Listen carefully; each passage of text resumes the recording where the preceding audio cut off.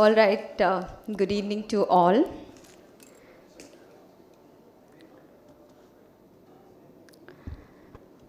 Safety is just not a rule, it is a culture.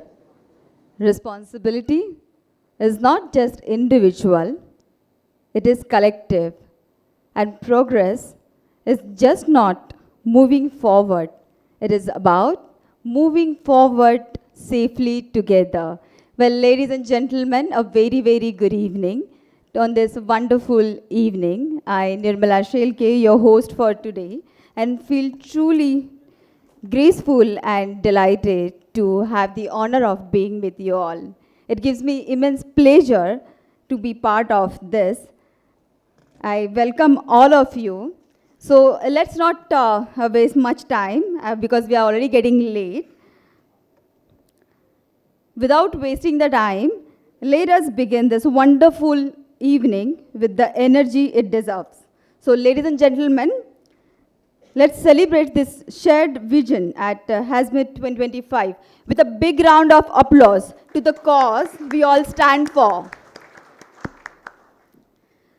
So, welcome back to the second part of the 9th edition, Transportation of Hazardous Material 2025,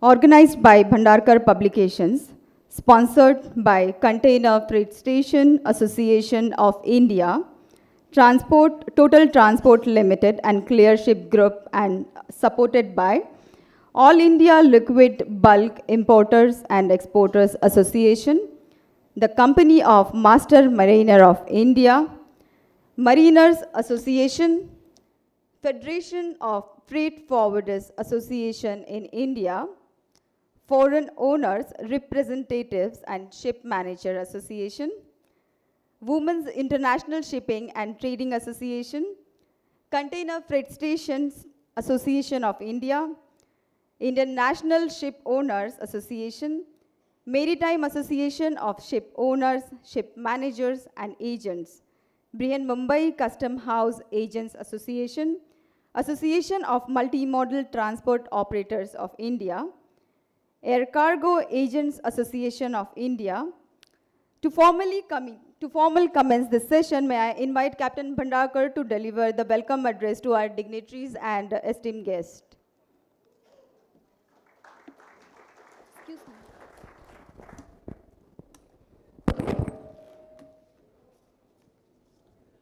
Good afternoon, good evening. We are in the mid of both. I am grateful to all of you for taking your time off and attending this important occasion. Before we move on to our panel discussion and a wonderful presentation by Anand Seth, let me take a moment to reflect on what we have just completed. The 9th edition of our Hazmat training, conducted by Sunil Suri, has been successfully held, and it has been an enlightening session. We had more than 35 companies sending their participation. I was overflowing. It's not a good sign because that means we are not training them enough. If I was training them enough, maybe our industry was training them enough, I would be hunting for people to come and get trained.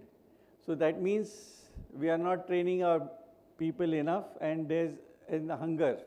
And that's a good sign because we see all the accidents and incidents that are happening. And India is one place where we should not let it happen because you know the reasons. What I found especially valuable was how Captain Sunil Suri connected in real life operations, whether it was using IT to monitor vehicles on road, ensuring every step in the logistics chain is aligned with IMDG regulations. And then, of course, he put us all to test, quite literally, with a certification exercise that ensures learning backed by competency. So thank you to Captain Sunil Suri. He is with us. 17 years sailing on ships, 19 years handling dangerous goods. So he's a dangerous man. Now, as we turn towards a panel discussion, I want to extend my gratitude to all of you, the representatives of our industry, who have taken the time to be here today. A special thank you goes to Director General of Shipping, whose presence lends strength and credibility to this important forum. The two panel discussions we are about to begin addresses issues that deeply matter to all of us.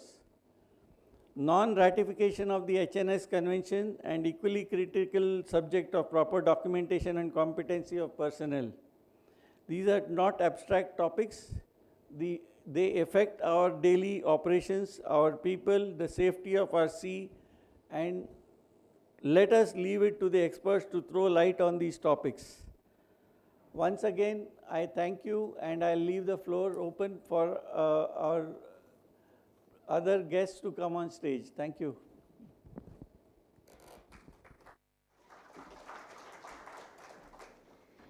We now welcome Mr. Anand Seth, Director, Aircon Container, to share his presentation on safety in chemical transport, the ISO tank advantage.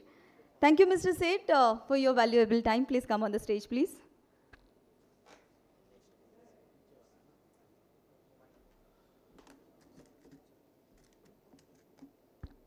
I think this is fine.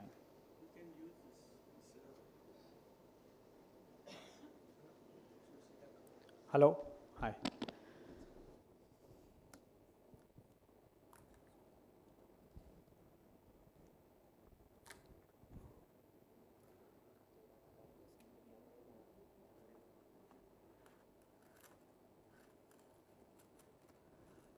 Good evening. Am I audible? Good evening, ladies and gentlemen. First of all, I would like to thank Captain Bhandarkar for this wonderful event that you have organized, because we are in such a dangerous industry, hazardous and chemical transportation industry, that it becomes more and more important for all of us to be educated with the latest rules, regulations, processes.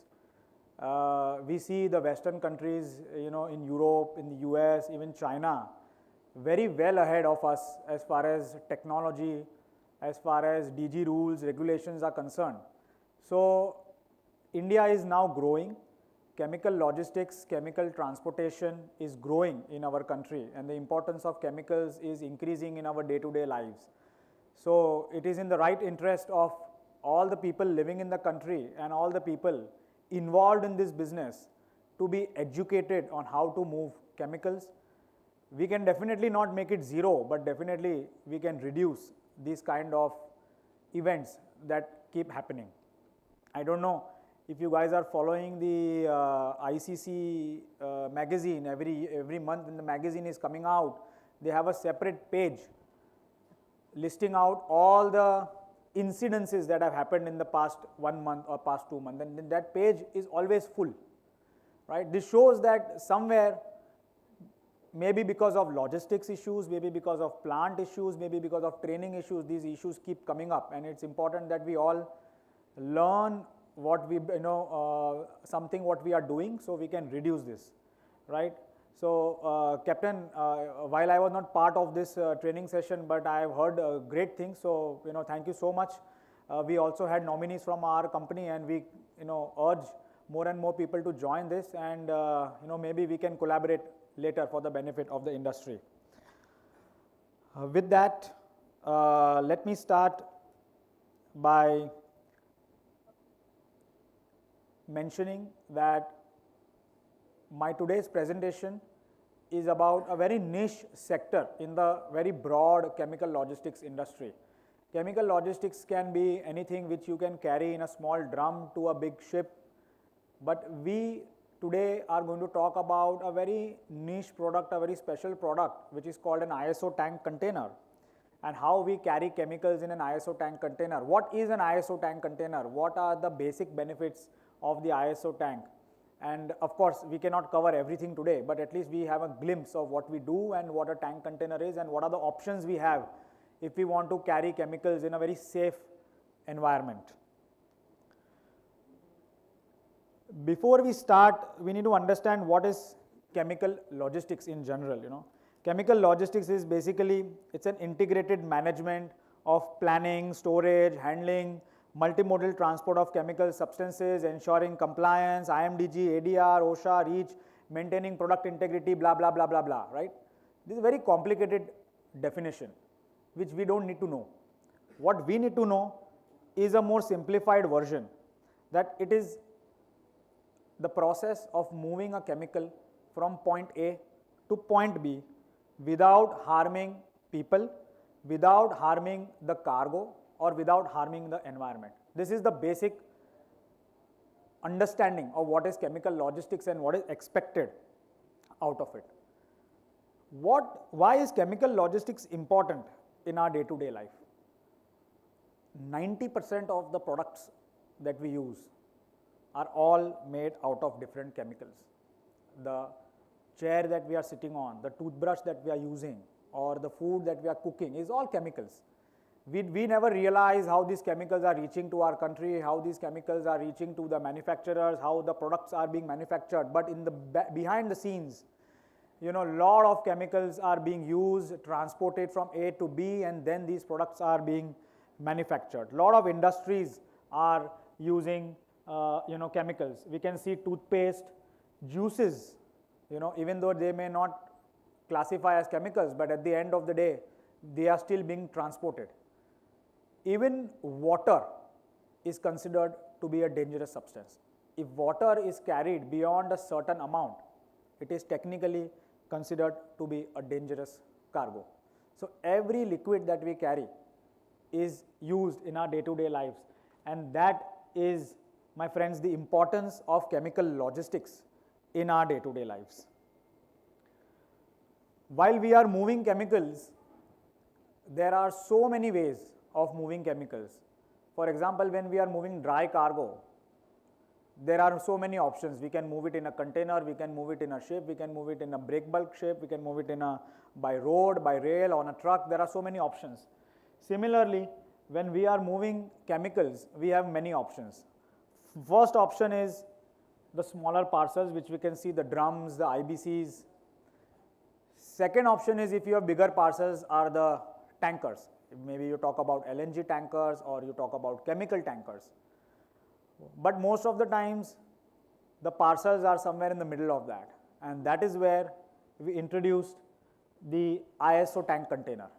This container was introduced decades ago in our industry, and it is considered to be the gold standard for safety.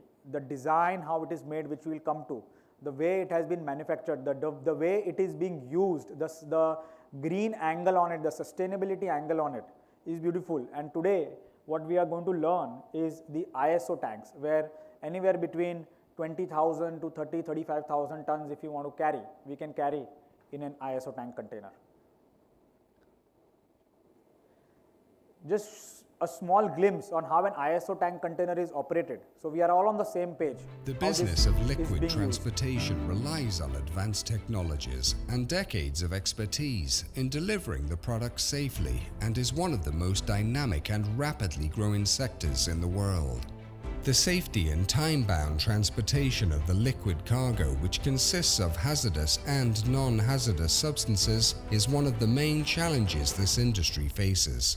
Transporting bulk liquid requires sophisticated machinery, skilled personnel, experienced in handling unforeseen situations, and above all, ISO-certified tank containers. And this is where Bolt, a strong player in the tank industry, provides high-quality service for integrated transportation of bulk liquid cargo. Bolt is part of the Saksham Group that consists of various business verticals. Bolt is a strong presence in the tank container industry, and this is well reflected in the growing number of T11 20-foot ISO Bolt tanks in just 5 years. Bolt has built a transparent, innovative and economical supply chain solution for door-to-door services of valuable chemical cargoes.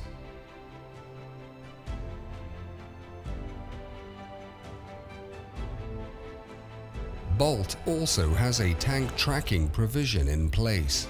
All Bolt tanks are fitted with steam heating facility for easy discharge during low temperatures, full walkway for safety of ground personnel, high quality stainless steel material and fittings.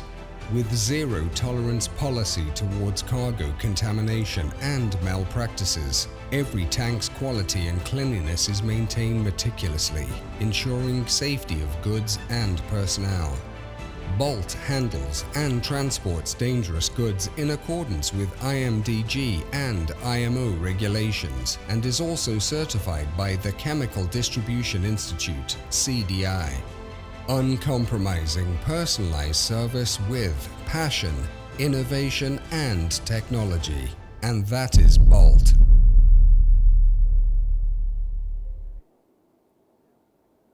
So this was just a small glimpse of how the whole journey of a tank container from a chemical manufacturer's facility right to the end buyer is moving. Now let's get on to some of the benefits of an ISO tank. As a model, as a piece or as a container, what are the benefits that the ISO tank container is giving us? First is the lower spill and contamination risk, because the container is designed in such a way that it has a stainless steel shell, then it has a insulation, and then it has a cladding, and it is all fitted in an ISO frame. So it reduces the spillage and contamination of these type of containers. Second is it is sustainable. If we see some kind of movements like drums or flexis, after some uses we have to throw them or we have to dispose, especially flexis, which is plastic, we have to dispose them. So it is not a sustainable way of transporting chemicals. This is a sustainable way, because once you buy one tank container, you can do approximately 3 to 4 loads in a year. This can go on for 20, maybe 25 years, the way you use it, So definitely a same container is transporting so much chemicals that it automatically becomes a sustainable way of transporting chemicals rather than using, throwaway items like flexis or drums. Multimodal efficiency.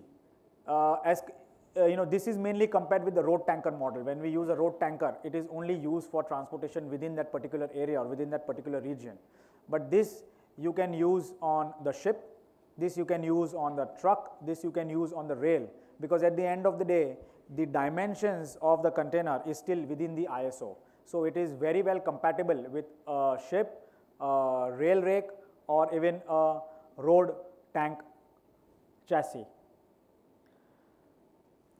And lastly, it has a higher payload capacity. So depending on the specific gravity, you can load anywhere between 20,000 kilos to approximately 30,000 kilos in this container. So that way you don't compromise on the quantity of cargo that you are carrying in this type of tank container. So if you see, these are some of the parts of the tank container. We won't get into too much detail, but it has valves, it has safety systems, so when the pressure goes beyond a certain point, it automatically pops and releases all the pressure. It has protective features, so there is a stainless steel interior in which the cargo is stored, then you have a insulation made of rock wool, then you have a cladding, so it has 3 layers of protection. So even if a container falls on the ground, there is very less chance that the cargo will spill out. It has an access for any person to repair or manage the container. It has an access on the top for the person to go in, to clean. It has a walkway on the top for people to walk safely and access the top parts of the container. And lastly, it has a heating function. Because we are transporting chemicals globally, it is not possible that a cargo going from India to, let's say, Europe is going to stay the same. It may freeze, it may become solid. So how will the consignee discharge it? These tanks are having a steam heating facility around the stainless steel shell. So you can just put a steam inlet, you can start heating the container and the cargo will liquidify and then you can discharge it. So it is a self-sufficient model in itself. What are the types of tank containers? The model that we are seeing is not the only one. We can carry so many cargoes in these kind of containers. The first one is the most common one, which is a liquid tank container. The other is a swap body, which is extended from the sides if you want to carry excess cargo. The third one is a gas container. It can carry gases under pressure, right? It's called the T50. You can carry refrigerant gases like R134, R132. The fourth one on the right side is a cryogenic tank container. It is also used to carry LNG oxygen, argon. This one is a lined tank container. So if you have a highly corrosive cargo, you can use the container and you can line it with a protective coating inside the container and you can carry your highly corrosive cargo. Then you also have dry bulk container. These are used for fly ash, soda ash, cement. If you must have seen the news in the recently, Concord, which is Container Corporation of India, has started movement of cement in tank containers. Earlier, how it was going? Earlier, it was going in bags. When you are unloading hundreds of bags from a wagon, it is definitely going to cause loss, spillage. But now they are doing it in tank containers. Then you have multi-compartment tank containers. If you have multiple cargoes but smaller loads, you can divide the cargo into two and then you can carry. Then you have baffle tank containers which have steel plates inside. So if you want to carry lesser cargo, you can use baffle. So the point here what I am making is that it has so many options that depending on the type of cargo and where you are carrying and what you are carrying, you can pick and choose your option. Lastly, when we are carrying these ISO tank containers, doesn't mean that it's completely safe, so we are free and we can carry whatever we want, however we want. There are still so many compliances. There are road regulations in Europe, there is an IMDG compliance, there is a rail regulation, there are special US compliances, there are a lot of certifications like ESG and UIC that you need to adhere to make sure that you are carrying chemicals in a very safe and compliant way. So all in all, I want to end my presentation by saying that this kind of tank containers is a very sustainable way to carry chemicals. We as an industry should promote this because we are all for safe equipment and safe handling of chemicals. And if you guys have any questions on how to handle tank containers, how to manage tank containers, please feel free to reach out to us. Thank you so much.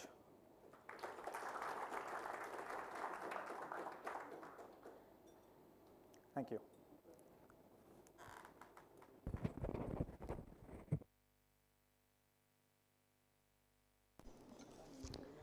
Thank you so much, Mr. Anand Seth, for such a wonderful and insightful presentation.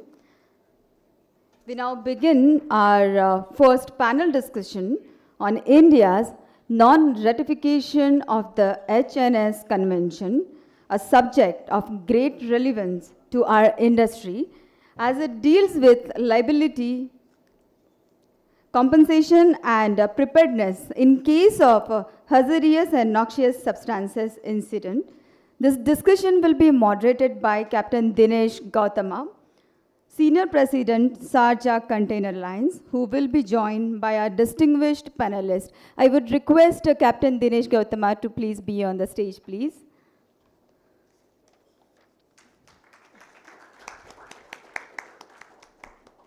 Captain Anish Joseph, Deputy Nautical Advisor and Senior Deputy Director General of Shipping, Government of India. Captain Anish, may I kindly request you to please be on the stage, please.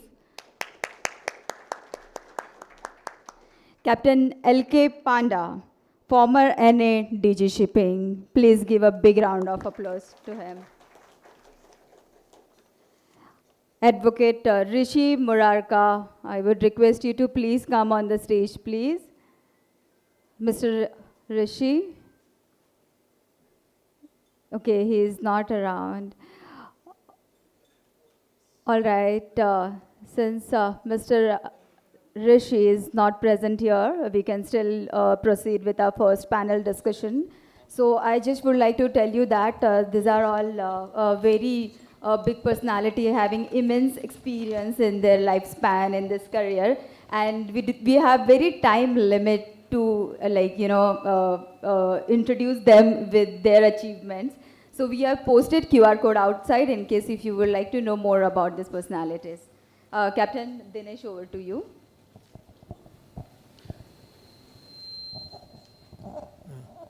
I think I'll stand and do it. No. There's nothing to. Oh, it's already there.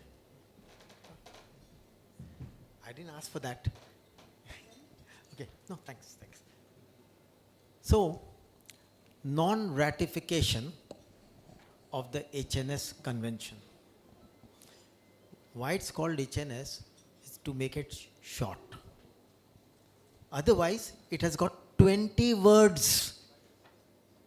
20 words. International Convention for the Liability and Compensation for Damage caused in connection with the carriage of hazardous and noxious substances by sea. 20 words. So it's HNS short form. And why it's important? Why it's important? It's important because nearly more than $200 billion of chemical trade is done out of India. India is the 6th largest chemical producer in the world and the 3rd largest in Asia. Obviously, why the convention has effect on us? Because what does the convention say? Convention says if there's an incident of chemical or hazardous substance that affects the environment, then the polluter pays. How much does the polluter pay? First, it decided by the owner, not decided, he's the one who's going to pay first, and that's about 100 million SDRs if it is in bulk form. If it is in packaged and bulk form, 115 million. And if it goes above that, you can reach a maximum limit of 250. But I'm not going to go into that. I was waiting for the third participant speaker to come in. He's not coming. So I'm stuck with one problem. My problem is I have the government on both sides. The previous nautical advisor and the present. If I can call you nautical advisor, because you'll finally write. Yeah? The future, yeah. So, we look at one way to look at things. Though Captain Panda has has retired and come into the private industry and is doing a lot there. Let me start with Captain Anish Joseph and ask him what is the perspective from the side of the government when we look at the HNS convention. So, stage is all yours. I don't want to take too much of my time. Thank you, Captain Dinesh. First of all, let me thank Captain Bhandarkar for giving this opportunity for bringing such a august gathering together and to talk a matter of which is of interest and especially a critical point to discuss on. Incidentally, you said I am with the government. That is one part of it. But I also am a part of the audit body of the Fund Convention, which is a parallel regime for persistent oil. So as an audit body member, I'm an elected member as part of IMO's 120 member states who have elected me into the audit body, which has an oversight of a similar kind of a structure which HNS is proposing to create. And currently, what this audit body will also do is, as an interim measure, be also doing the oversight once the HNS comes into force. So that is one part of it, and the second part is as an administrator. This convention brings a lot of advantages. However, you must be aware that this is a 2010 protocol, a protocol which came even without the original convention coming into force. The protocol itself has not come into force, and there were a lot of challenges why the original convention did not come into, which they tried to bridge with the current protocol. Advantages first, I will voice it out, and these are similar advantages what has happened in terms of creating liability regimes, whether it is the bunker convention, whether it is the wreck convention, whether it is the civil liability convention, the fund convention. It allows a strict liability. It allows a liability protection over and above the limitation of liability, LLMC convention. That's one big advantage which is there. So that's first and foremost. And then you have so you have the ship owner's interest also protected there, that they are not, that they don't come under unlimited liability, which allows them to trade very, without hampering their business. If you have a limitation in liability, it allows them to confidently take this cargo. So that's one protection. Second part is a similar mechanism what they try to emulate in terms of the fund convention by bringing a second tier of liability over and above the current ship owners P&I protection. And they categorize it into 5 categories. The categories of cargo which were not being covered by current regimes, which included MARPOL Annex 1 and 2. It also includes the IMSPC code, IMDG code, the IBC code, IGC code. So as a government, now let me draw a parallel in terms of what it allows us. It allows us a coverage over and above what LLMC under the current regime is providing. So in case if at a current juncture a ship which is carrying such cargo has a pollution, they are only covered up to the limits of LLMC, which limits our protection, because definitely the cleanup or the mitigation costs in terms of having such an incident will be very high. We have seen quite a few number of incidents which happened of late. A very good example is the MSC Elsa case, where we had a lot of containers come to the shore. We also had a fire on one of the container ships, the Banai, which luckily we could control, and the vessel has been taken outside our exclusive economic zone, and they're looking for the next port of refuge. But these are matters which are of very serious note to us. Another challenge which I envisage is in terms of its acceptability. To take it forward, when we have the fund convention, we have one receiver. Now we have got a lot of stakeholders which will be part of this adventure. And when we have such a case as a government, it will be a challenge for us to reach out to each and every stakeholder, because they will be contributing. So now we had the first tier, which was the ship owners, and then the second tier, we have multi-dimensional stakeholders. That will also be a challenge. I think I'll continue based on the inputs which we get from the other speakers, but I think I'll leave this thought across. Thank you very much, sir. And yeah, some more inputs I'll be able to give. Captain Dinesh, sorry to interrupt. We have Oh, Advocate Rishi there. Murarka with us. I will request everyone to please welcome Mr. Rishi on the stage, please. Not at all, not at all. So I'll give the inputs. Now, the inputs being, there are more than 2,000 chemicals in this list of haz and noxious substances. 2,000. And 200 million tons of trade is done by these chemicals. 200 million tons. Those are the inputs sort of thing that I can convey.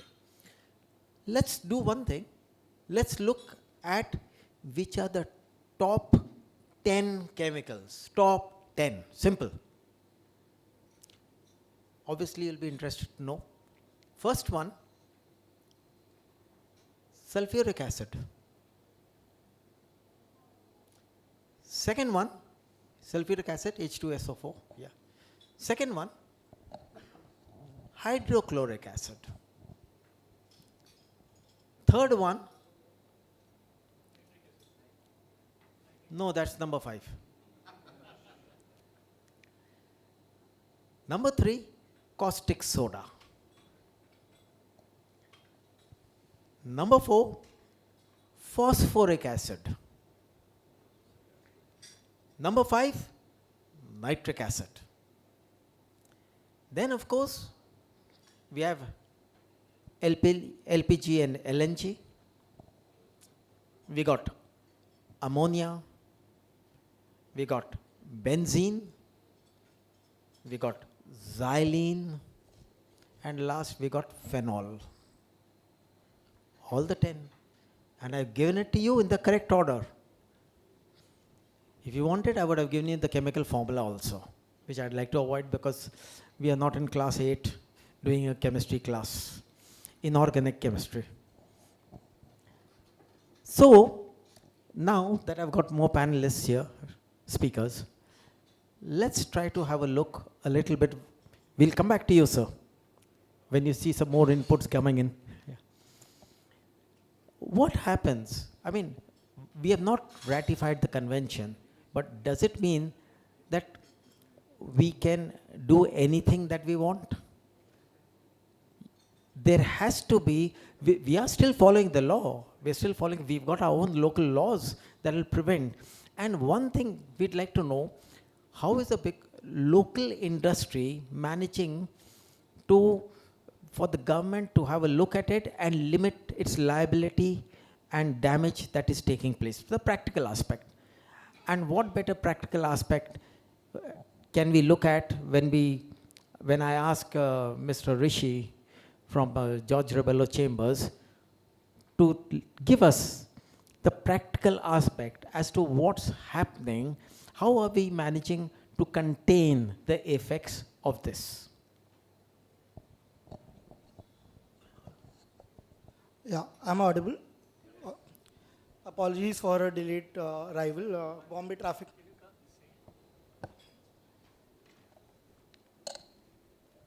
Yeah, sorry. All good, I hope now.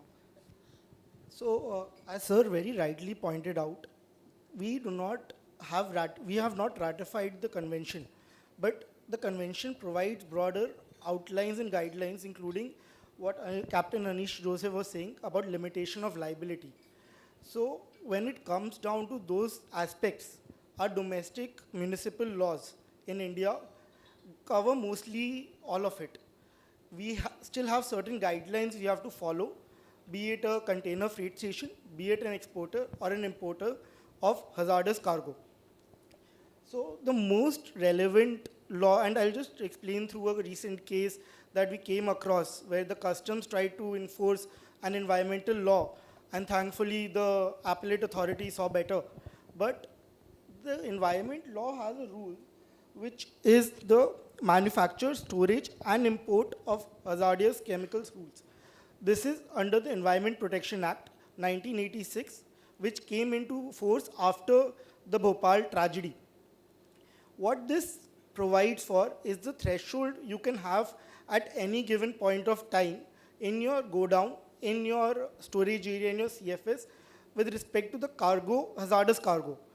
Now what happened was that JNP, in the case that we did, the customs at JNPT shut down a customs freight station basis the fact that they had exceeded, allegedly, the threshold limits. The problem that occurred is where does it provide that how this threshold has to be computed? Is this threshold at a given point of time? Is this threshold at any point of time? Or is it threshold during the entire year? And the CESTAT just said that, the appellate authority, it is not the prerogative of the customs at all. The customs could not have done it, even though they have told CFS to enforce these regulations, enforce these rules, and ensure compliance with the environmental laws to avoid any tragedies. So you may recall a couple of years ago in Lebanon, in Beirut, there was a big blast wherein half the city was rocked. Now, the reason for that blast was that they did not take the safeguards. The hazardous material was left unguarded, and because there was a minor flame near that material, then half the city burned, the bomb effect. Similarly, you have and with that, I think Captain Anish Joseph will be better placed to expand on the Merchant Shipping Act. The Merchant Shipping Act provides for limitation of liability, provides how the assignment of liability will happen when there is an incident like an oil spill and the responsibility of the owner. So we have very similar guidelines already in place. Most countries do. This also appears to be one of the reasons why the ratification of the treaty has not taken place, even though it has been in existence for almost 30 years. And last, just to expand upon, in case you're an exporter, importer, and the ship owner mishandles the cargo or causes any loss of value, you can do what happened in the recent MSC Elsa case. The Kerala government arrested the vessel for a claim of about 9,500 crores for damages to the environment and to the value of the shipment on board. So under the Admiralty Act 2017, you also have remedies against the owners and the ship. So now currently there are 2 vessels arrested in Kerala. This Elsa, I believe, is under salvage, and the sister vessel has been arrested for now. So in India, practically speaking, all those guidelines that are already there in the convention do exist and are enforced. So it's always better to err on the side of caution and ensure that proper handling of hazardous cargo takes place. Thank you, sir. Thanks a lot. That was a nice, short introduction about what's happening. But my worry is one thing. When an oil tanker pollutes, we run and get the CLC convention. We've got a convention there. If a general cargo ship with oil pollutes, we got the bunker convention. If something happens to a passenger, we run to the Athens convention. If a ship wreck takes place, we run to the Nairobi convention. When the chemical pollutes, we have nowhere to run. We have nowhere to run. And that is one angle. And where to run? I'll ask Captain Panda. Because he's the one who is involved in if there is nothing, if there's no infrastructure, they would like to import equipment and nullify the effects of the adverse pollution that has taken place. Obviously, is it all tickety-boo? Is it all going smooth? I think Captain Panda will be able to elaborate a little bit on this. Thank you. Thank you, Captain Wood.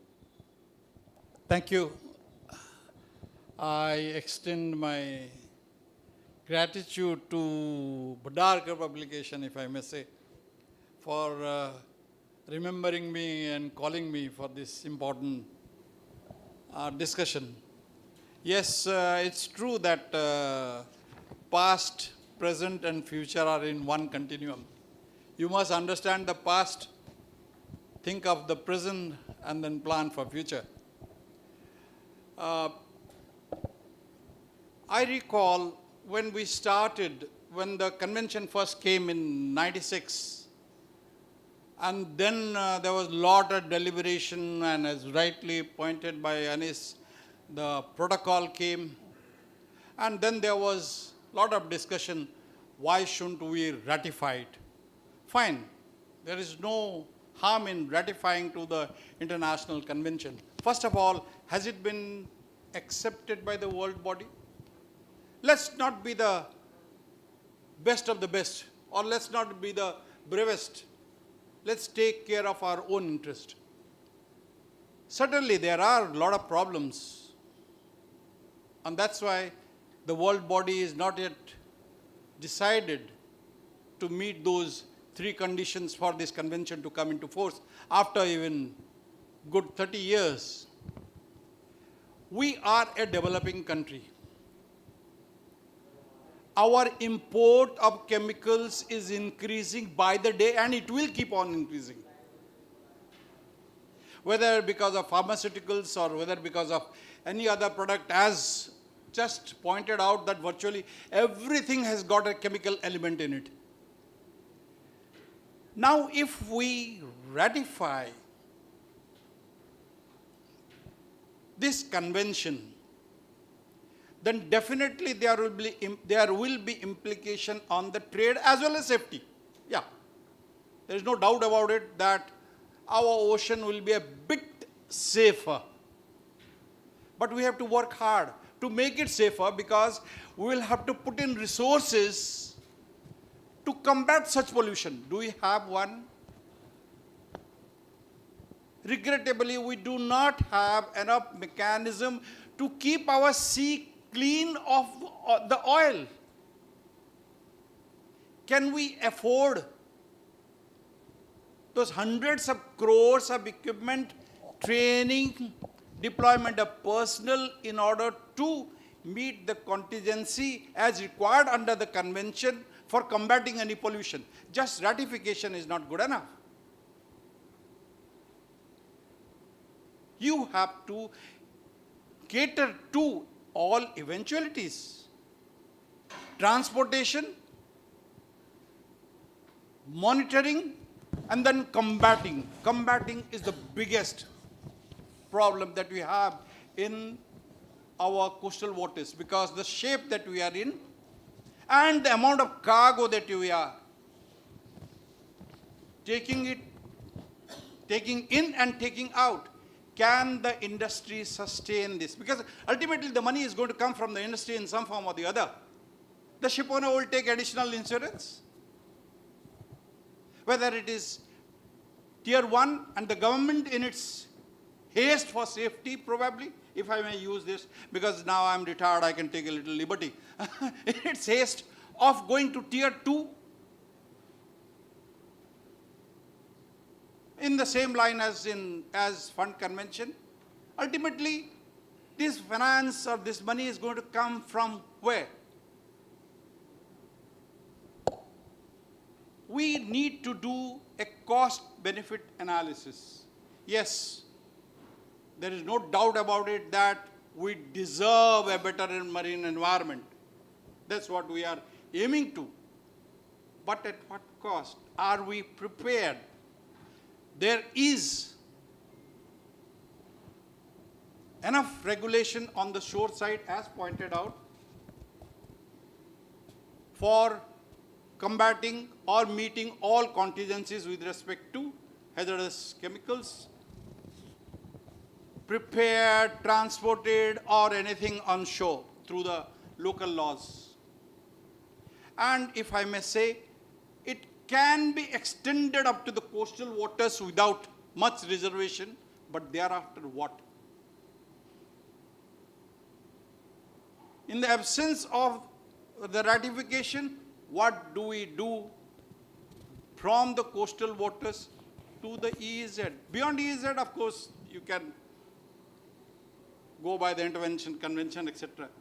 The implication will be the increased cost of transportation. The cost is definitely going to go up, because the insurance cost, tier 1, tier 2, by the exporter, by the ship, is suddenly recovered by the freight. Then increased cost of readiness. Our pollution controlling agency is the Coast Guard under the NOS DCP for oil. I'm pretty sure they will be doing this for chemicals as well, and it is expensive. I'm aware of the discussion that was held in the year 2010 to 2012, where the Coast Guard expressed its reservation, because handling oil pollution which is seen is different than handling a chemical pollution which may not be seen at times and may not be able to be determined at times. Though there are complications, that doesn't mean that we run away, but enough cost will go into preparedness. Are we ready for that? Then the next one is training and resources. Imagine, we are having enough problems as it is, despite this training of misdeclaration of cargo. I recall during my service period, I must have conducted at least 10 casualty investigation where the bleaching powder was declared as water washing compound, purification compound. And the same thing caught fire because it was not passivated. And as you may be knowing, the bleaching powder has an intrinsic tendency of heating up if it is not passivated, and then catches fire. Probably that is one of the reason for that MOL vessel which went down, and probably that may be one of the reason of the Elsa catching fire and the other vessel of Sri Lanka catching fire. There are issues which have to be handled, and as I said, that we have got, if we get over this, then we will have challenges in implementation. The challenges of implementation will be reporting. Do we have enough reporting facilities? We have to determine the extent of liability. Though the HNS lays down, as rightly pointed out by Captain Gautam, 200 million, and then thereafter to the tier 2 for bulk, and then, but is it enough, considering the fact that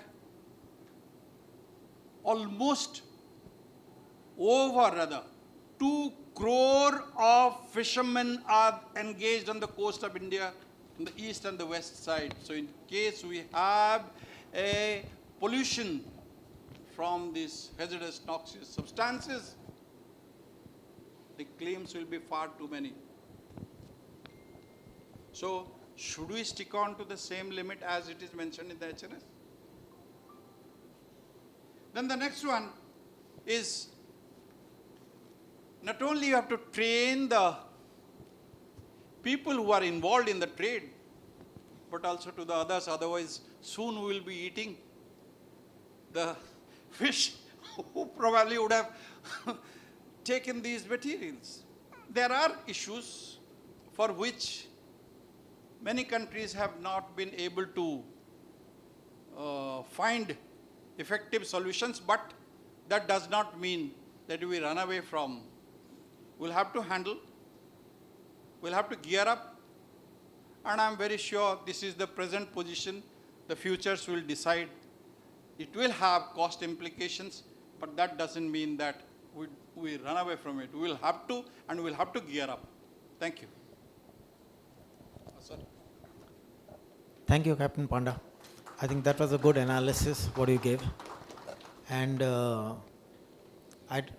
as all the three speakers are not finished, you have something to say. I think I'll allow him. After that, I'll hog all the time, balance. So. Thank you for giving me the chance to give the final word. But I have a lot to say. But one of the things which I just want to add was I'm feeling very happy today. So there are two reasons for my happiness, and one is DG Shipping is celebrating 75 years, and we have a Platinum Jubilee coming up 1st of September, and 4th of September we are having a grand event also.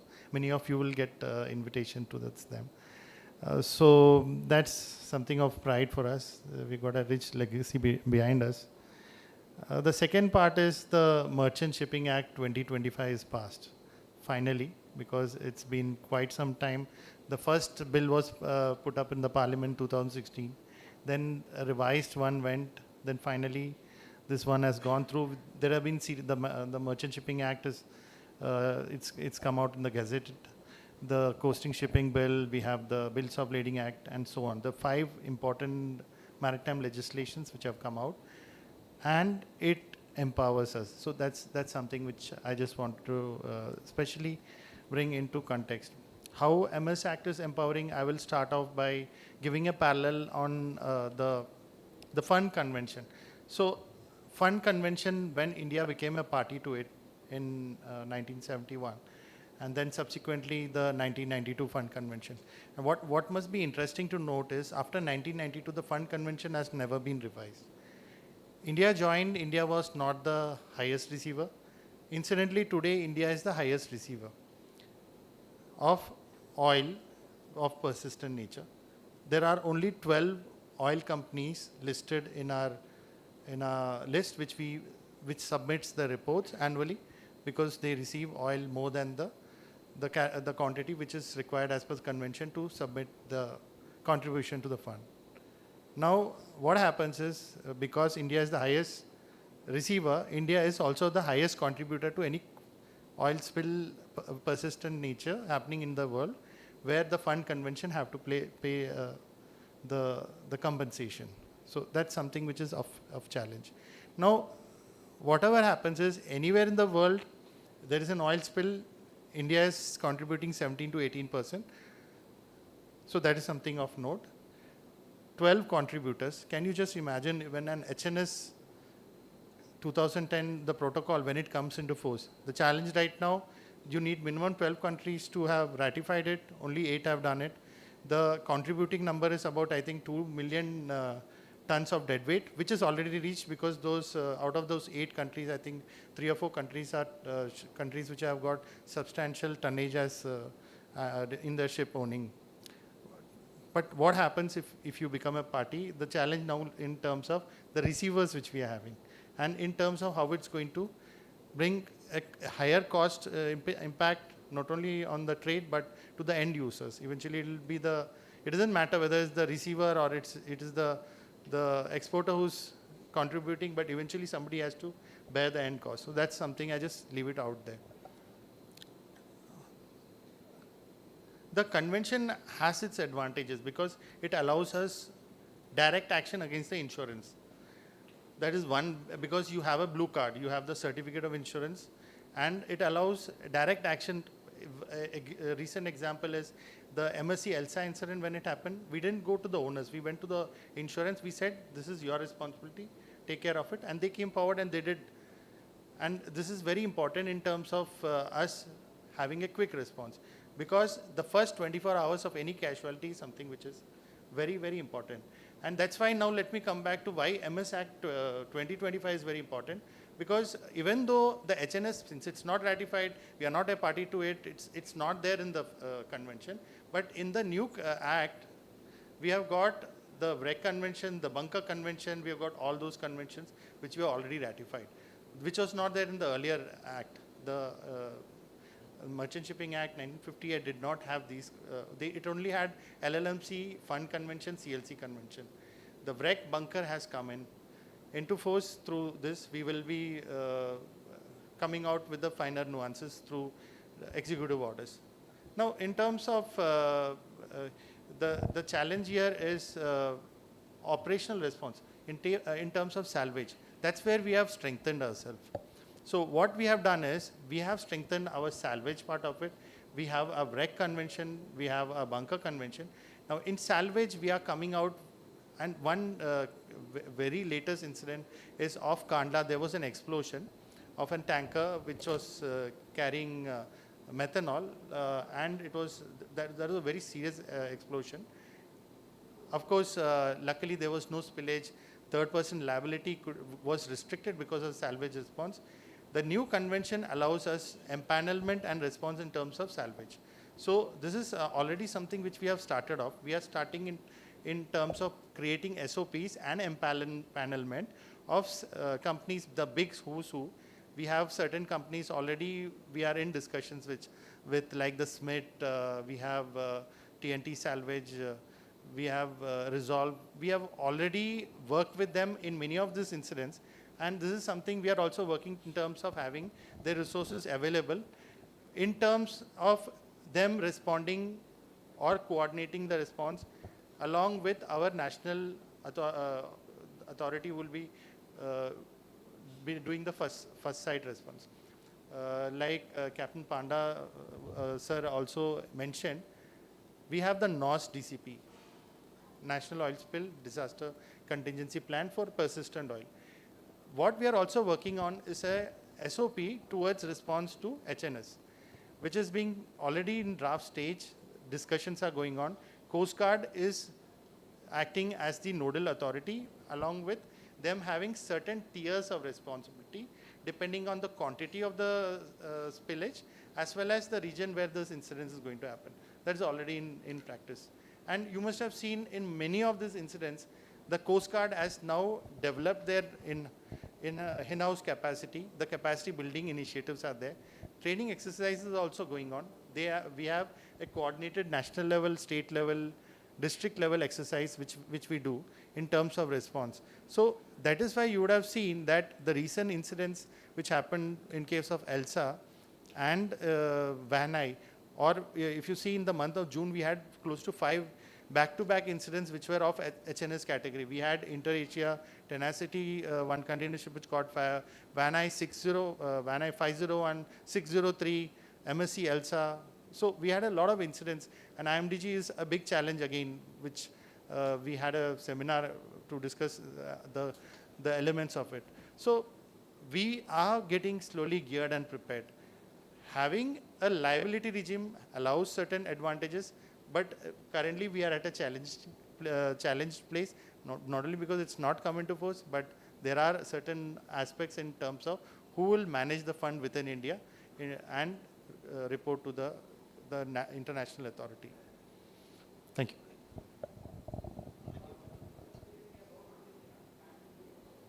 Thank you, Captain Joseph.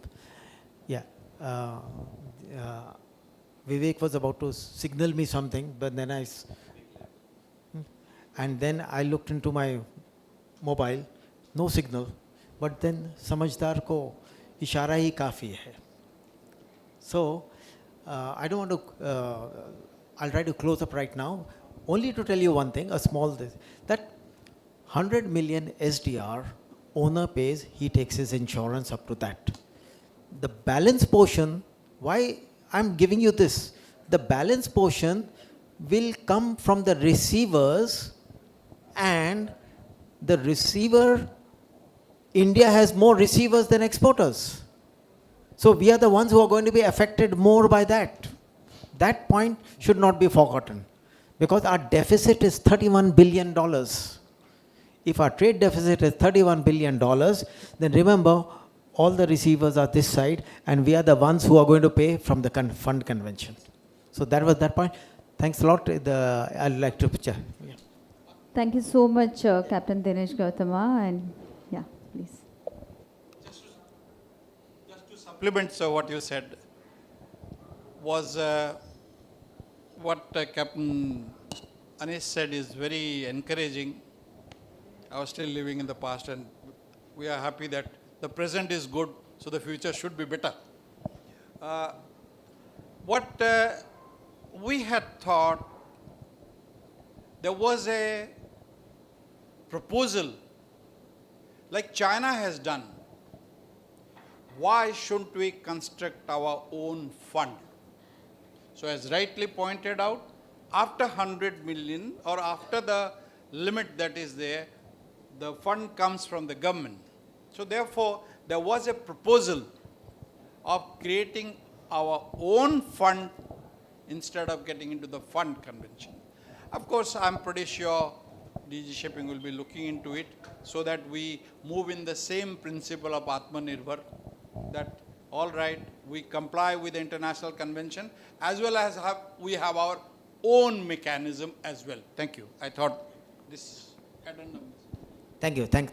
Thank you. Yeah. Thank you, Captain Panda. Thank you, Captain Dinesh Gautama, and all the panelists. For the Q&A round, we will just take it after next panel discussion because of the time constraint. So thank you so much to all of you.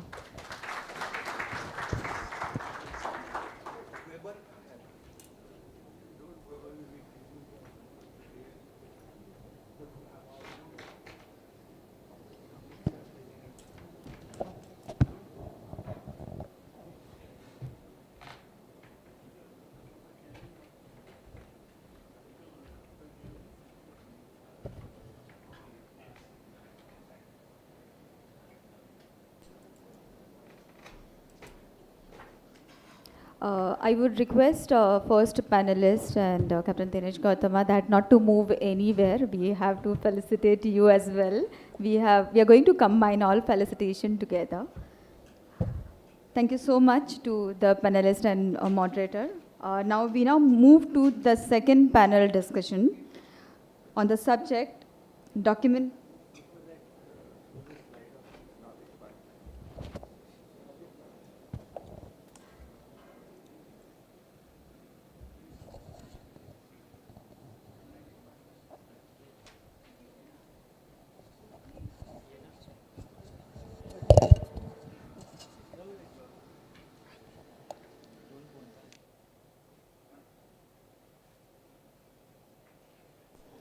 Okay. Sorry for the big pause. We have now next panel discussion on the subject documentation and competency of personnel in hazardous cargo handling. This topic highlights how human error and misclassification of dangerous goods continue to pose safety challenges and why proper documentation and skilled personnel are vital. Our expert panelists include Shri Shankar Shinde, who will be the moderator of the discussion. He's a Vice Chairman, FFFAI, and Chairman, Global Express Multi-Logistic PVT Limited. Mr. Sunil Vaswani, Executive Director, CSLA. He's coming? Okay. Mr. Pradeep Nair, VP, Chemical Logistics, Godrej Maritime PVT Limited. Mr. Anand Dikshit, Managing Director, Clearship Group. Ms. Nilima Palau, GM, CMA, CGM. Mr. Siddhant Lalwani, Director, Sun Logistics. Guys, please give a big round of applause to all the panelists. Mr. Shinde, over to you.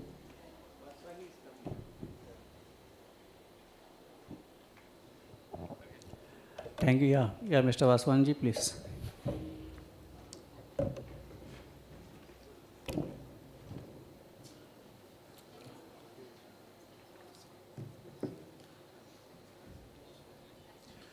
So thanks. I have time up to 7:15, Captain. Yeah.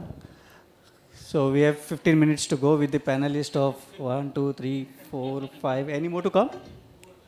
No more. Thanks. That's good. So I had some. Mr. Harish wants to join. I'll be glad if you can join. We have some expertise inside. And Captain has said you have been paid till 7:15, so it's up to you. So I'll have to get that extension voucher signed, before I surpass that time also. Yeah, Captain. Yeah, he say no more. Chalo, anyway, let's move ahead. I think so. With the heavy policy matters, with the earlier since morning, there is an DG training center going on over here. And we had the earlier panelist who has given a great insight on the policy levels and the international conventions. And then it becomes more easier also and more difficult also. Then know what next to say. After so much has been spoken on this DG and all the hazardous and there's life at sea, life in air, life on land.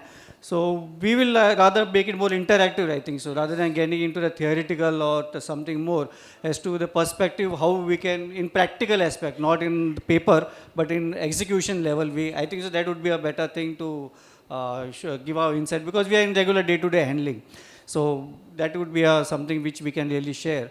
So with going with this, I think so, let us understand this whole DG, where it comes from, the way the dangerous, I don't know, it's dangerous man or dangerous handling or what is it, but we are still sailing on such a dangerous things, on day-to-day life. So going ahead, we have a great panelist over here, youngster, the second generation taking over from this dangerous, I don't know how dangerous attracts dangerous, even that's a big thing. So great. Even after that experience, you would like to be danger man. Then we have expertise from NVOCC, container handling. This youngster comes with, and he has started training also on dangerous rather. Not only handling, but also training also. So we'll also get that insights as to how the training will develop. And with youngsters coming in, the youngsters participate to take more interest in what is there for me in it, So we have next generation coming, youngsters coming in, and then women's participation also. So we see there is, I will not say dangerous women, but I'll say, okay, we'll be happy to have you so that perspective for the next generation or the ladies or the women to get into this industry. Yeah, thanks.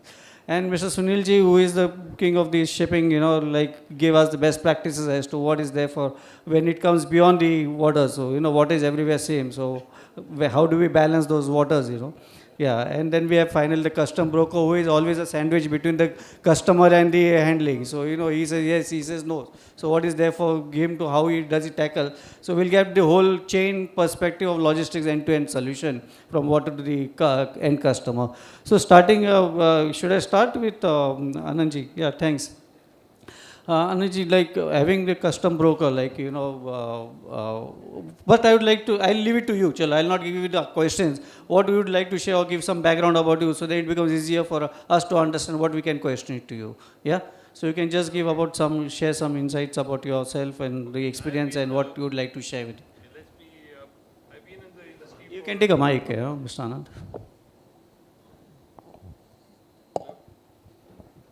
Hello? Okay, I've been in the industry for about 30 plus years. In the forwarding side, I've also been a broker here. For us, we bring in, we provide door-to-door services. So we have challenges on the India side, we have challenges on the destination side, also the intermodal services that we provide across. So we are there in the complete gamut of the service logistics industry. Happy to be participating and addressing the experiences that we have over the period of our providing service to the customers, and we'll be happy to answer questions.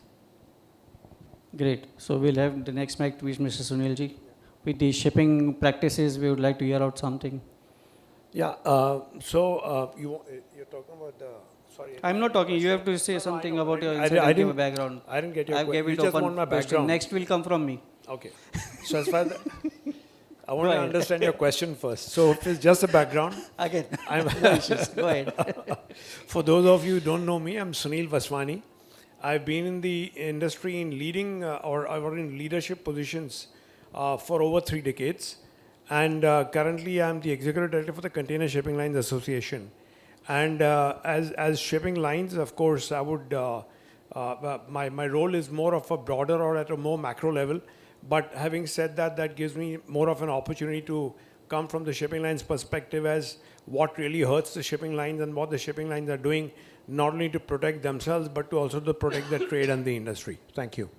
Thank you. And now we have Nilima to share.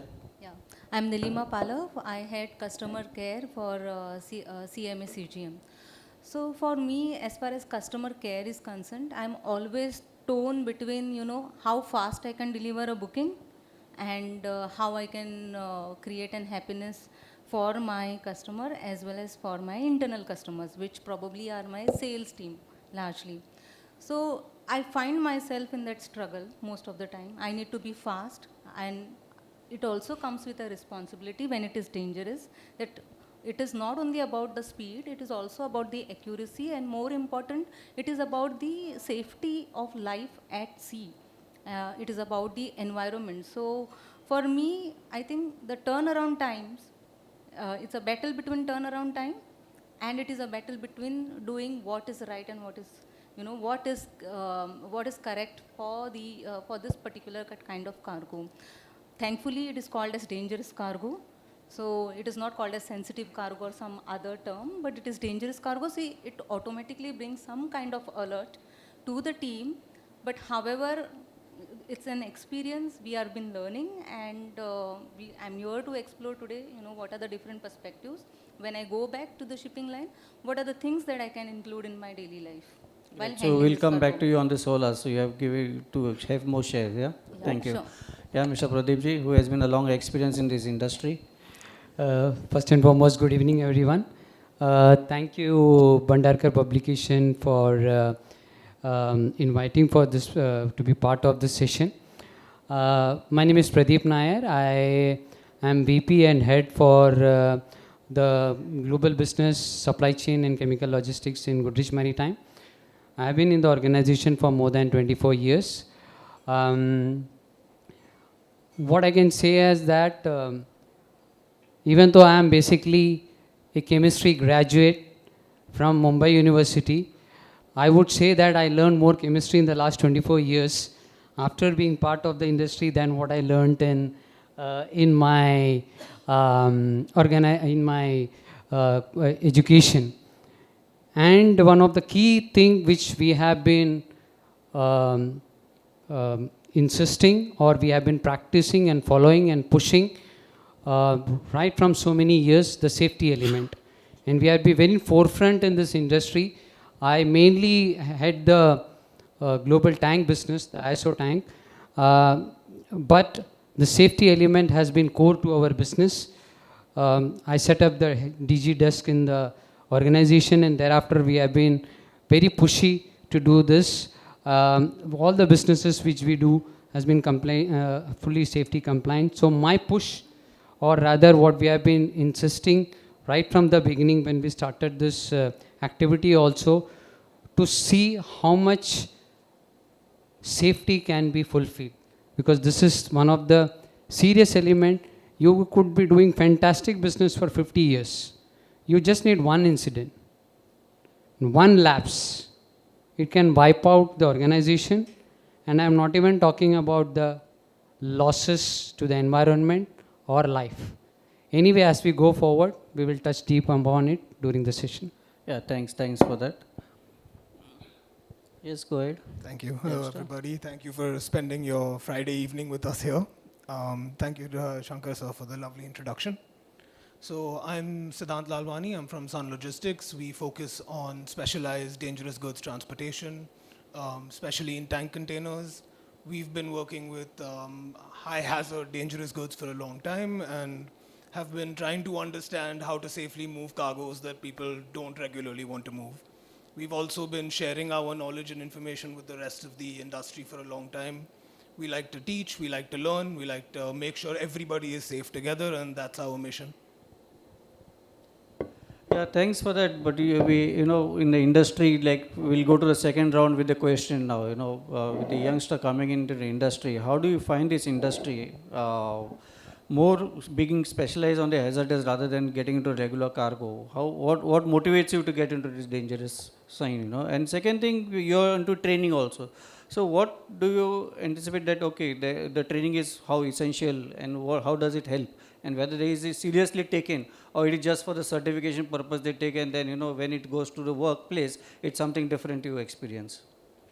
So firstly, with this, hello?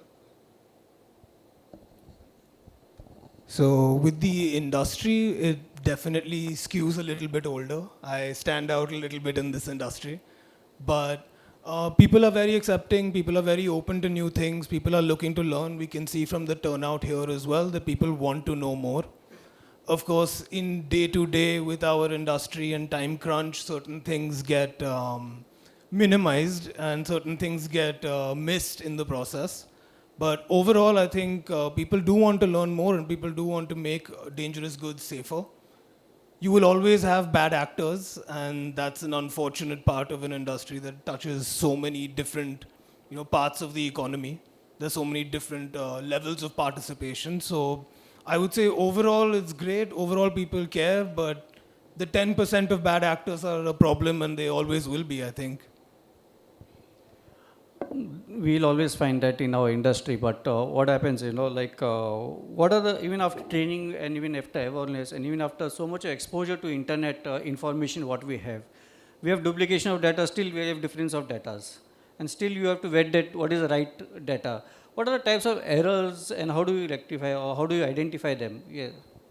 So there's honestly two types of errors, right? There's the error that is accidentally made, and then there is the error that is a planned error. So we'll see things like, for example, the shipping lines now say that the SDS needs to be at least 2 years old. We'll see that the date is updated, but the contents are not, right? So you'll see an SDS saying, this is my UN number and this is my IMDG page number. The IMDG page number system hasn't been used since 2012 or 14. That was like before I finished college. So I'm not sure why that's still relevant or why it's still in SDSs. So like I said, there's out of date information, which is something that can be updated, which is something that should be proactive, but is unfortunately not happening. There is, of course, other things where certain information is not available, even though it's essential to actually moving the cargo.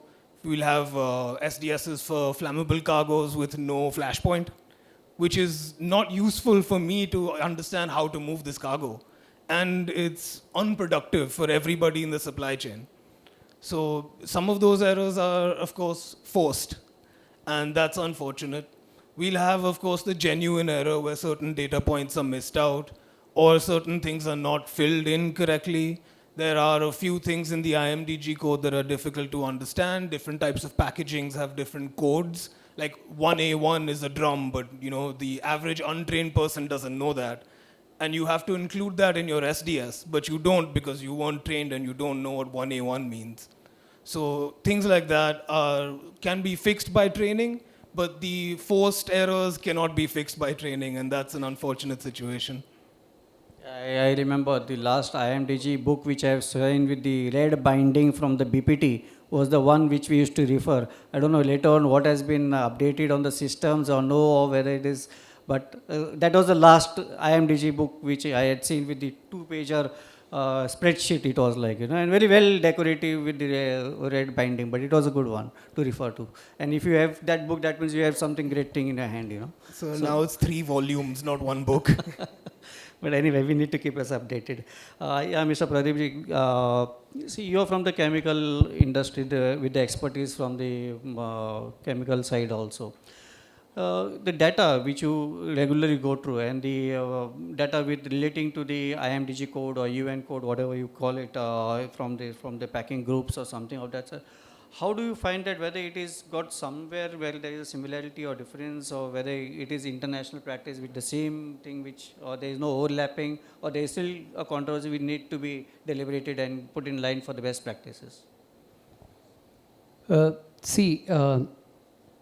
Let me start with a positive note before coming to the reality part. On a positive note, compared to what it was 8 or 10 years back, I think there is a good improvement. But more from the awareness side of it. So there has been a lot of awareness training and all this going on in the last 8 to 10 years. So obviously that awareness and training program is there. But I'll tell you where the problem comes from. Most of the customers who are making these dangerous goods, they have excellent infrastructure in their factory.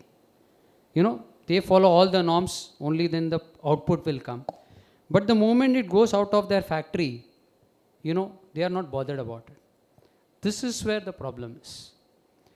They are not bothered who prepares the dangerous goods. They will ask the CHA or the forwarder to prepare it and sign it and send it, but they forget the liability is still on them. They will put some placards onto the container or tank, irrespective what color it is. They will ask someone to do it, and they will don't even bother whether it is stick to all the sides of the container on the tank. They will not even check whether the color code is correct or not. And you could have seen in the recent incidents, you could see in all these incidents which was spoken here in June, we had 5 incidents which has happened. The containers in the tanks were floating. How many is even aware that the placards which you are putting onto the container on tank should survive in the sea for at least 3 months? You could see many of the things which is coming up doesn't even have the placards. And it is all wound out or peeled off. The red color will become orange. The size goes off. So this is all for what? And I'm not even talking about the non-compliances the previous session told about the bleaching powder incident. What for? To save $50 and on $100? Now, they don't do this compromise in their factory. But why do they have to do it outside the factory? This is the cause of majority of the problem. I'm not saying that everyone is that there are people who are equally stringent and concerned, but many of the problem, the attitude and the mindset of the customers is that ek baar mere factory se bahar chala gaya, then why should I be concerned? But now things are changing. You are responsible. The environment norms are becoming very, very strict. So you just cannot be saying that mera product banke it is moved out of the factory, so I don't have to worry about it. So all these things is changing. If they don't change, regulator will make it change. Then you don't have any choice. You will be by default compelled to follow it. Even though IMDG regulations very clearly says that if you are not trained or knowledgeable about handling DG, you should not be even touching that. But I can tell you the number of logistics companies in the market who doesn't even know what an UN number is, or as he said, still talking about the IMDG page number. So we still have that situation. No, thanks. You have given a great insight because that is a big concern and how serious we are about the matter. But the problem comes, whether the customers are ready to pay to for this high compliance. What is your experience from the company? Okay, we talk big things. We talk about the compliances. We say, okay, everything has to be in order. Are the customers ready to pay for such high compliance regulatories? I would say, I was talking to someone recently, just 1 hour back. Maybe there me are only. customers. Maybe me, it was. No? Maybe there are customers who is willing to pay, but unfortunately, that's not in the majority. That's the irony of the situation. But there are customers who are very, very strict, who really have a 16-point SDS, and all the 16 points are filled, and not just the 16 points in one page. So there are, and as is mentioned, it is just not that change the date and update it every 2 years. So there are customers who are willing to pay, but as I said, unfortunately, it is not the majority. They are still in the minority. So because now, I think the ESG thing and the sustainability thing become more stricter. Once the regulation become more stringent, these things by default will have to be followed by the customer. The problem here is that how many logistics provider is willing to say no to take that particular cargo. That's also, one of the problem of why the non-compliances happen. See, we'll come back to it as far as saying no is how important and how easy or whether it is difficult to say no. But that's a different segment at all. But it's good to see that at least some of the parties ready to pay for that compliance. So it's a great news that at least then when you have at least 20% we have increased day by day, and then they understand the importance of it with the casualties coming from time to time. Yes, Nilima, we'll just come back to, come to you. You have been into customer service, and I know what is customer service. When it comes to booking, they want just now, and when it comes to approval, they say wait for days and days, right? And with such pressure, how do you handle the situations? Like on one side, you have your own teams only on both the sides. So how does that pressure? Okay, so when it comes to booking and the mindset of the booker or the person who is handling the booking, as long as it is that I have to deliver it fast, I'm sure everything goes wrong. But as long as the mindset is that when it comes to a DG declaration, it's not a declaration but a life-saving tool. Tomorrow if something goes wrong on a vessel or in the port, what am I supposed to do? Am I supposed to use water, or am I supposed to use something else to extinguish that fire, or maybe whatever danger that we have called for? So as far as the user understand this, that this is not only about a document, we should look at it as a life-saving tool. So many a times we end up saying no, or we end up saying wait, but somewhere within our heart, we feel that we are doing the right thing.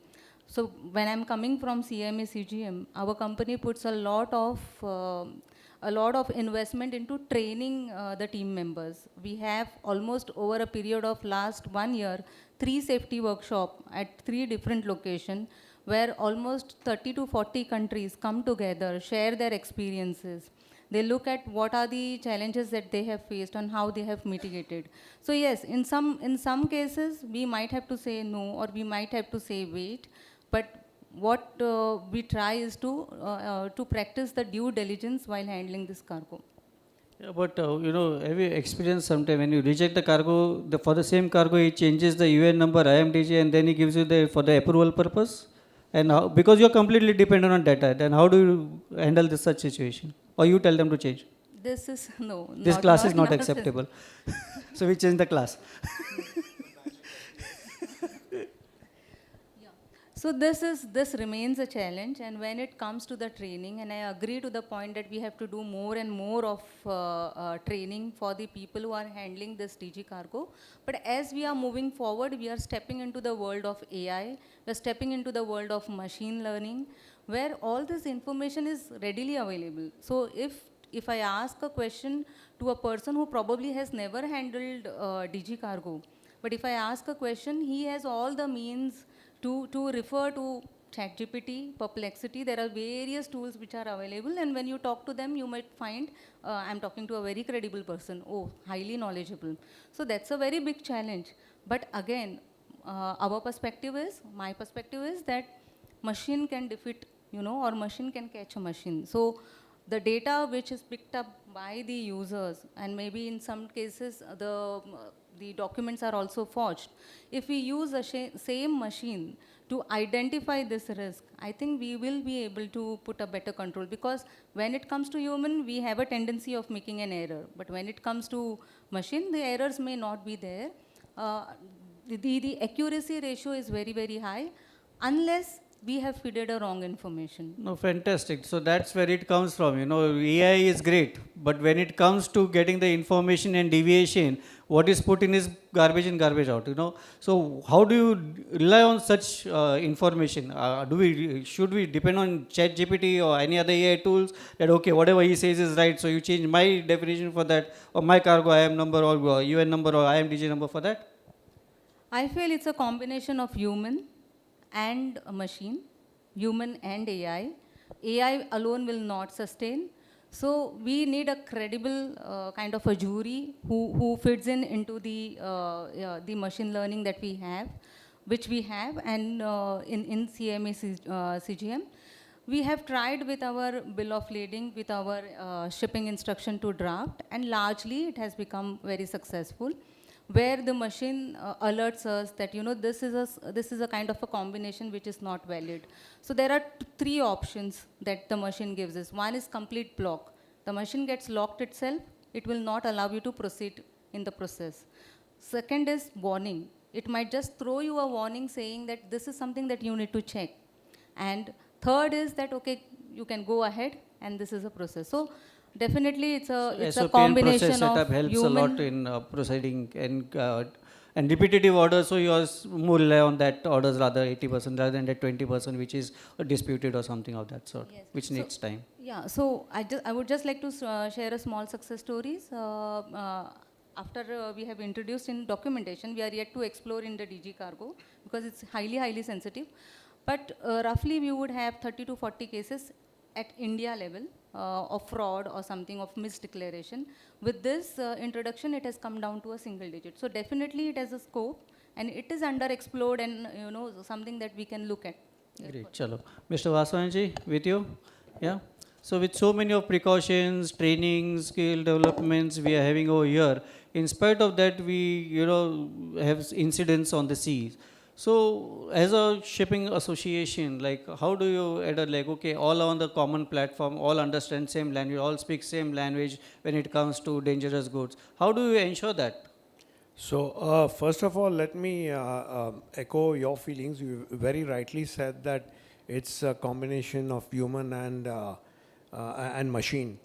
Now, as far as the shipping lines are concerned, the perspective of the lines, over the last few years, over the last 5 years, you would have noticed that the capacities have increased.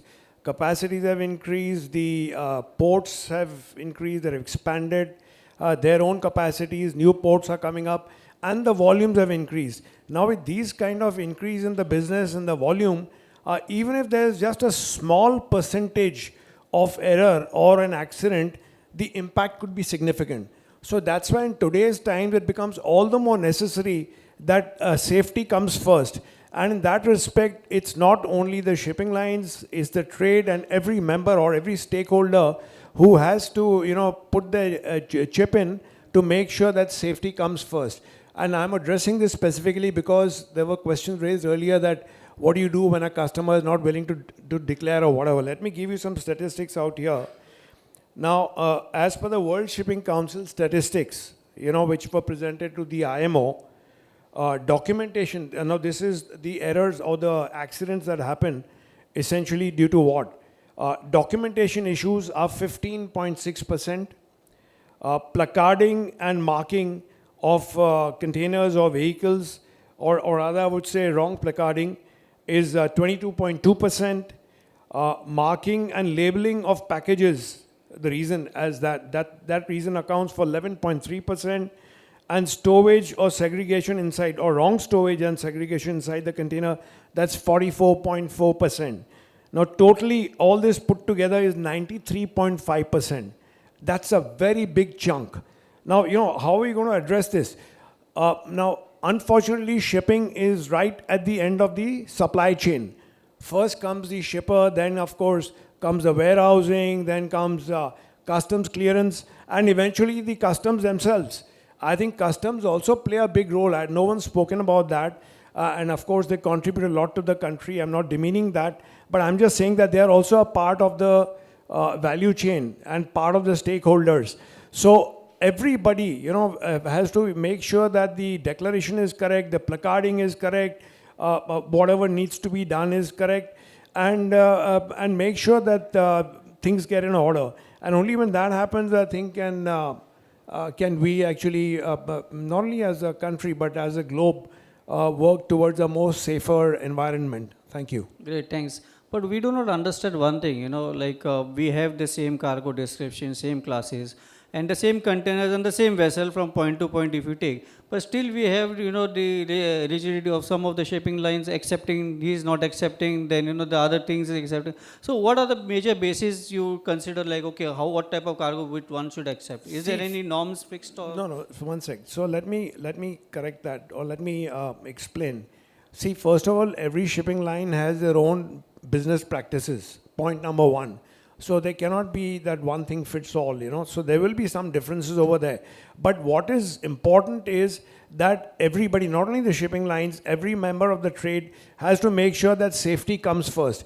And from that angle, as long as precautions are taken by the lines themselves, in whatever way they are doing it, I think that's what matters, and eventually that's going to help us to play safe. Thank you. But then do we have some formulated of best practices for the industry as with regard to the handling of such type of DGR cargoes? Best practices are there with every line. As I said, every line is doing the best practice because no line wants an accident to happen. Today, imagine, you are looking at it only from one container or a cargo declaration. But for the line, it's the entire ship that's at stake. Not only the ship, it's safety of life at ship, and of course then pollution and the other hazards that come into play. So nobody wants that, So every line, I'm sure, is definitely taking all the precautions that they need to. I'm not saying that's 100% foolproof because accidents will still happen, but you can at least minimize them.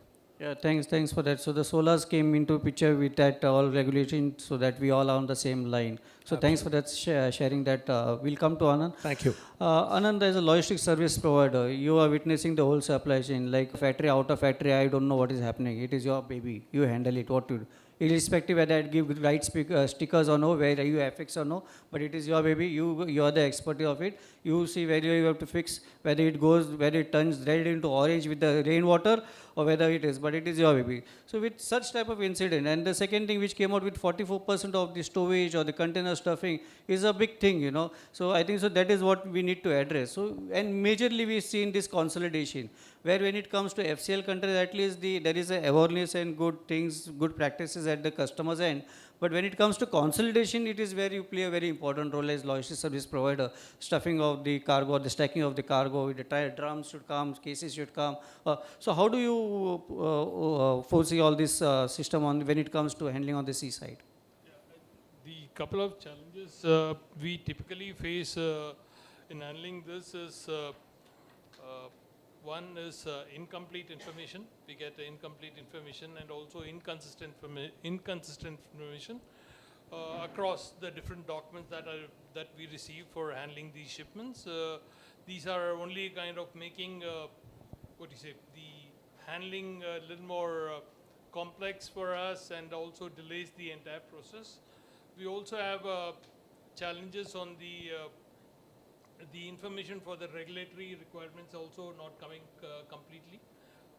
These also add to the challenge and also add to the complexity of what we kind of handle that transition. For us, we as a company, we do a little bit of vetting process on what we do, what we have to do. The responses that we get from our customers, we use that as confidence building measures. We see how reliable the supplier is, how authentic the information that we get from them. It's a validation point for us to do this. And also, if the supplier has a practice of, let's say, responding to a situation on queries that is there quickly, we think authentic responses very well. But some of these responses they're very quick to amend documents, correct documents. They are still a no-go. We said we would rather withdraw and tell the customer sorry.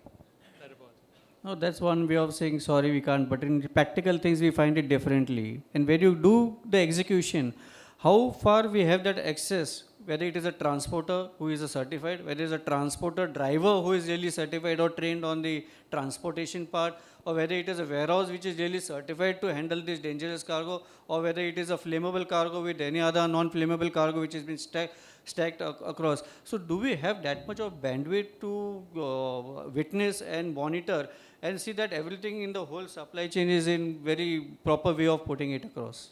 Surely, I don't think we have a complete... We are talking as an industry, not as an individual, yeah, you know. Completely agree with that. I don't think we as an industry, we have the bandwidth to do that unless we have a collaborative effort to going for it. If we have a collaborative effort and we also have a standardization on the entire process, then we can go and say that, yes, we can kind of validate the particular process, verify process for compliance. Yeah, thanks for that. Great. It's 7:30, Captain. What do you say? My check is ready for the additional? No? Yeah? So, or we wind up with a conclusion, yeah? You got a great timing.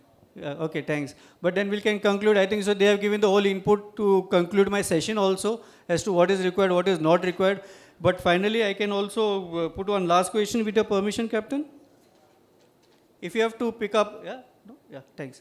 If you have to pick up one great reform from the whole of this to what best practices, and I would not like to leave it to panel, I can leave it to open to the whole platform floor. Yeah, welcome. Yeah. So what is the best reform practice which you would like to pick up from the whole of the sessions today, these two sessions? Anybody would like to take up this answer, we'll be happy. Otherwise we can have, I don't know, we have time for question answer also. Yeah, I knew that. Come on. Over to you. Harish bhai. Floor is open for Q&A session now.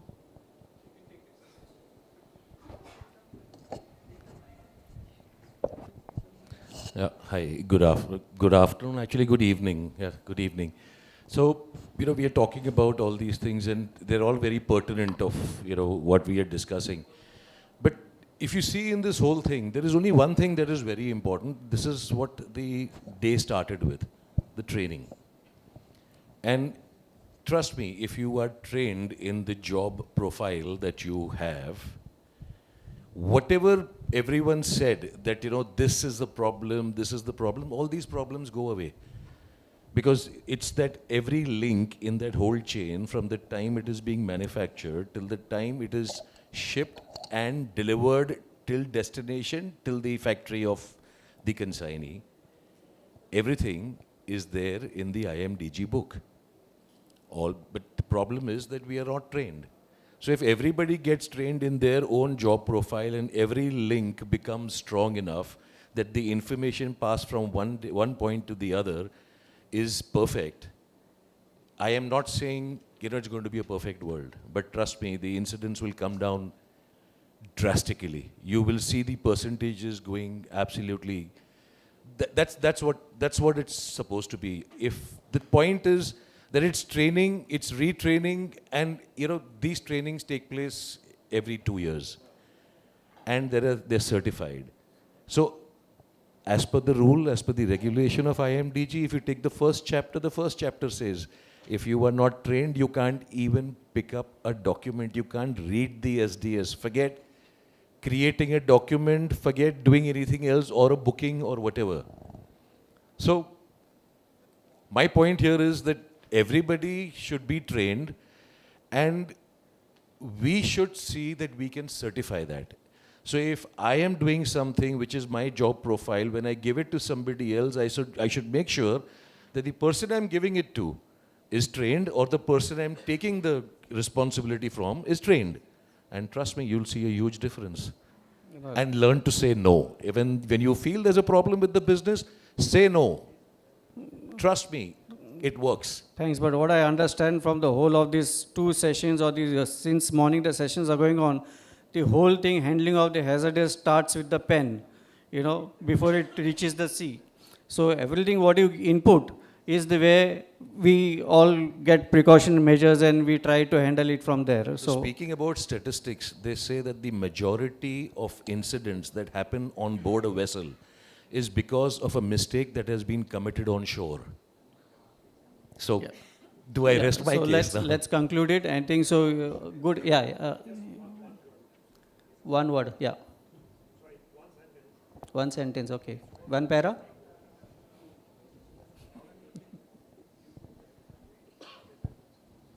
Yeah, I couldn't agree with you more, my friend. Just to add on, from the shipping lines point of view, of course, the training is there. I mean, in-house training for the staff, everything is there. But one more stuff that the major lines are doing is knowing very well that because not all the staff of in the exporter's office may be complacent or maybe compliant enough to ensure safety. The key carriers are also using vanning surveyors. Vanning surveyors are employed to go across, or rather, suggested for the shipper to appoint them to go across to the facilities to ensure to survey the facilities, to survey the stuffing process that goes on, to ensure that the proper placarding is done, declaration is done, so that the shipper is safe, and so is every other stakeholder in the process, whether it's the terminal or the shipping line or whoever. Great. Thanks. We'll conclude it. We'll have a tea. See, I have to give them. There's dinner also, no, and there's cocktail also dinner. So let's keep for that something. Yeah. Thanks. So thanks to the great panelists. A big round of applause. And double for the audience for bearing us for the 1 hour. Yeah. Thanks for that. Over to you. Anything? No. Thank you, Shankar. Thank you. Thank you so much, Mr. Shinde. Please remain on the stage. I would request first panelist, Captain Dinesh Gautama, and rest of the panelists will just come on the stage and join them for the group photograph. Also, as a token of gratitude, I would request Captain Bhandarkar to please come on the stage to felicitate all of them.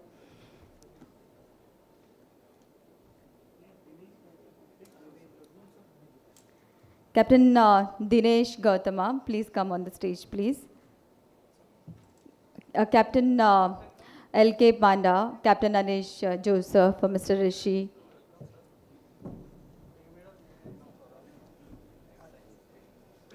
Captain Bhandarkar.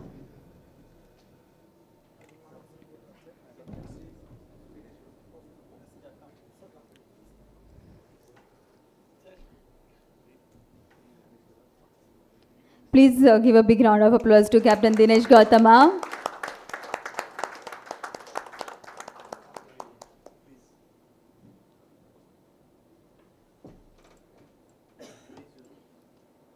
Captain Anish Joseph.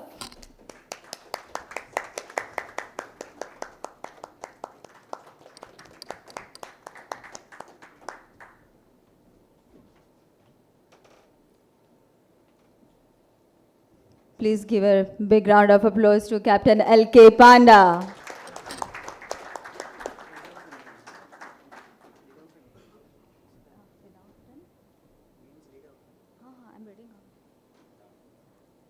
Please give a big round of applause to Mr. Shankar Shinde.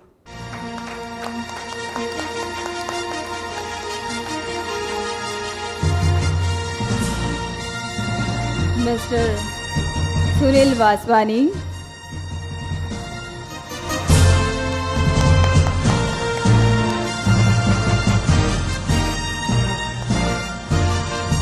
Mr. Pradeep Nair.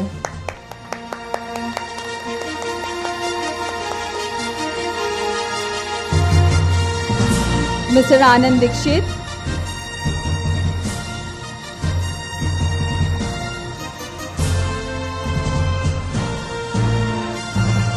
Mr. Siddhant Lalwani.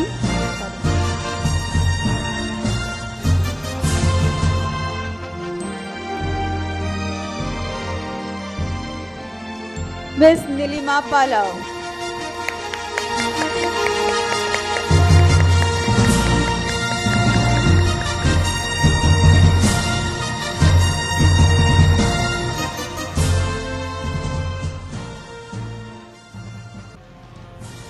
Mr. Umesh Grover.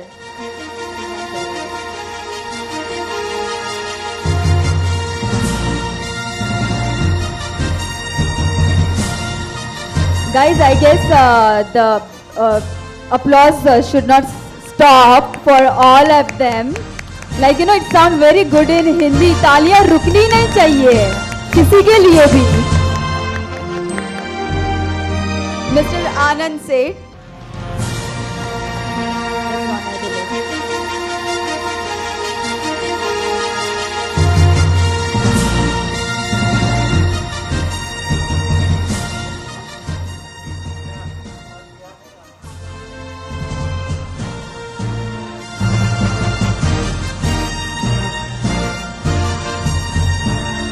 Okay, special gratitude to Captain Sunil Suri. I would request him to please come on the stage.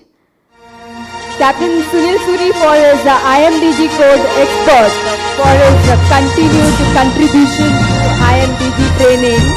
With his vast sailing experience and shore-based experience, IMDG code expert.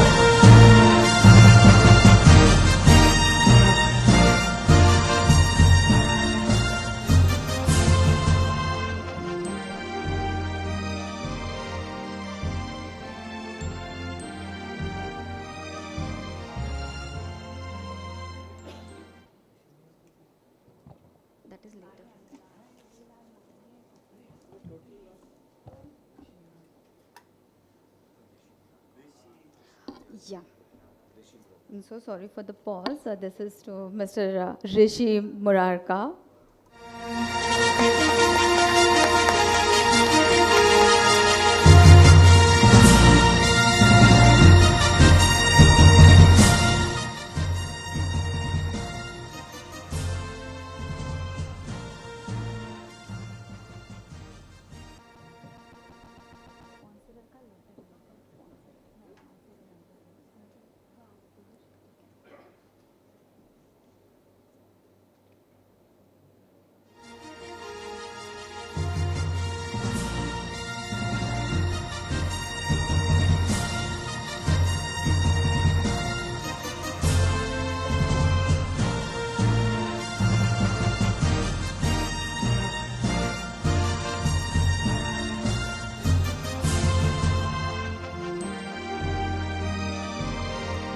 Thank you so much to everyone.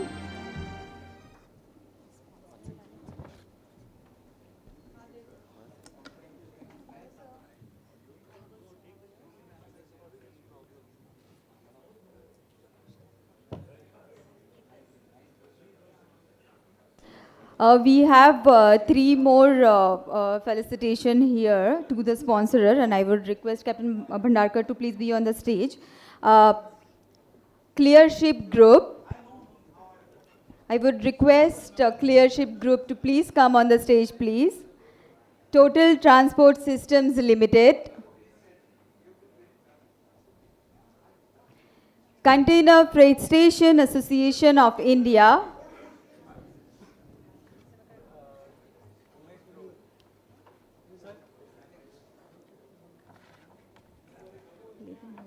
Play the music.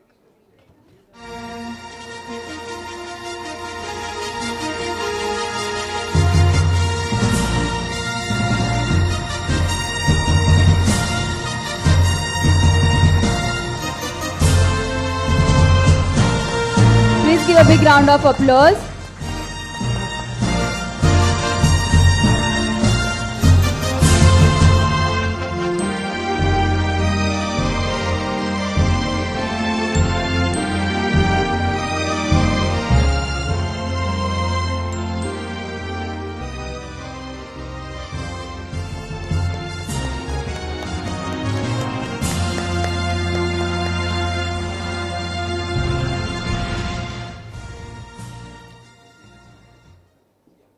Container Freight Station Association of India. Please give a big round of applause to all of them.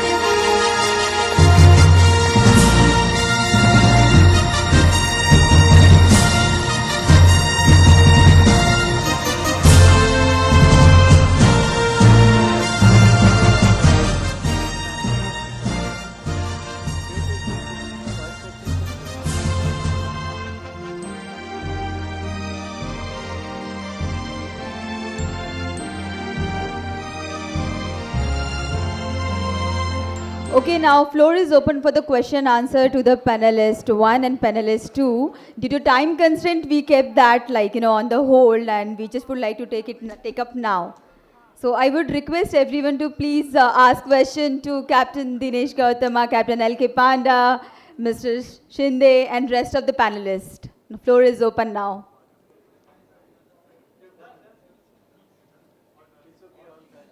Okay, thank you so much. Okay.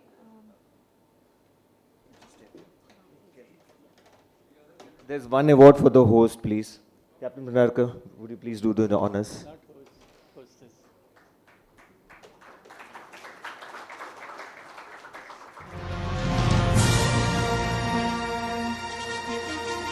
Her name is Nirmala Shelke.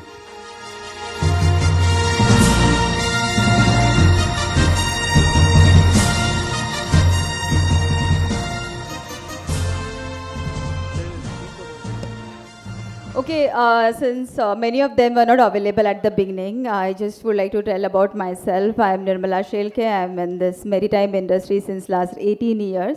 I am basically into manning, crewing, presently working with the Great Eastern of Shipping. Earlier, I was with Bernard Schulte Ship Management, and I started my career with Executive Ship Management. Thank you so much. It is fantastic experience, and it was very insightful by the panel discussion we had today. So thank you so much.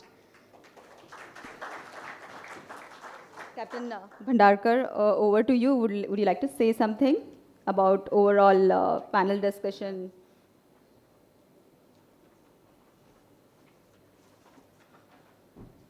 Okay, good evening. I'm sorry this thing had to be hurried up because we were late by about close to 25 minutes. And finally, Nirmala did a great job and we caught up with time.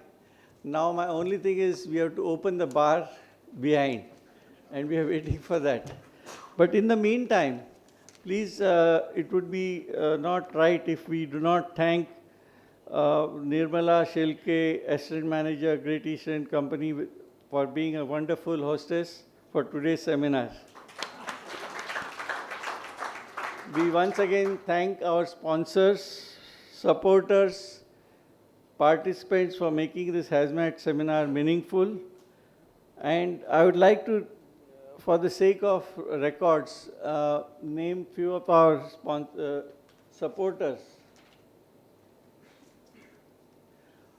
All India Liquid Bulk Exporters Importers Association, ALBIA, the Company of Masterminders of India, CMMI, Mariners Association, Federation of Freight Forwarders Association in India, Foreign Owners Representatives and Ship Managers Association, Mumbai and Nhava Sheva Ship Agents Association, Women's International Shipping and Trading Association, Container Freight Station Association of India, Indian Ship Owners Association, Indian National Ship Owners Association, INSA, Maritime Association of Ship Owners, Ship Managers and Agents, MASA, Association of Multimodal Transport Operators of India, AMTOI, All Cargo Agents Association of India, without whom, we would not have had this response for our training session,